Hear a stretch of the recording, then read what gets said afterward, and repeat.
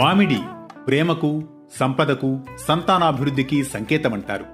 మామిడాకులో లక్ష్మీదేవి కొలువై ఉంటుందని, ఆ ఆకులను గుమ్మానికి తోరణంగా కడితే ఇంట్లో ధనం చేరి ఆ ఇల్లు సిరి సంపదలతో తులతూగుతుందంటారు. అందుకే పూజకు ముందు ఉంచే కలశంలో కూడా తప్పనిసరిగా మామిడాకులను ఉపయోగిస్తూ ఉంటాం.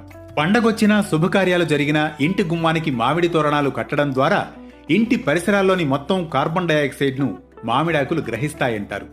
కొద్ది రోజుల వరకు చక్కటి ఆక్సిజన్ ప్రసరిస్తుందని శాస్త్రవేత్తలు కూడా నిర్ధారించడం మన పూర్వీకుల నుంచి అనుసరిస్తున్న ఆచారాలు, సంప్రదాయాల్లోని మహాత్మ్యమేంటో మనకు తెలియజేస్తుంది.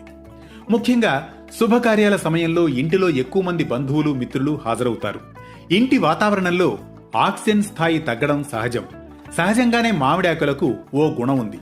అదేంటంటే చెట్టు నుండి ఆకును వేరు చేసినా మామిడాకులు విడుదల చేసే ఆక్సిజన్ స్థాయి మాత్రం వారం 10 రోజుల వరకు కొనసాగుతుందట.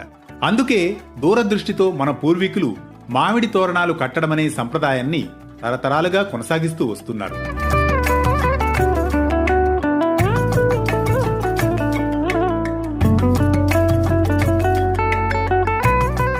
పూజకు ముందుంచే పూర్ణ కుంభంలో అమర్చేది కూడా మామిడాకులనే. పూర్ణ కుంభం అంటే సాక్షాత్తు భూదేవి స్వరూపం. అందులో పోసే నీరు మన జీవితానికి మూలాధారం.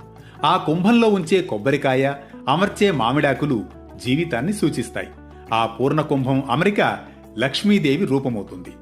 ఈ మామిడి తోరణాలకు నిద్రలేమిని పోగొట్టే శక్తి కూడా ఉందని మన పెద్దలు చెబుతారు.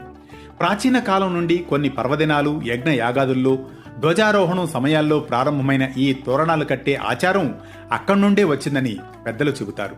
మామిడి తోరణాల్లో ఉన్న పరమార్థాన్ని తెలుసుకున్నాం కదూ. మరో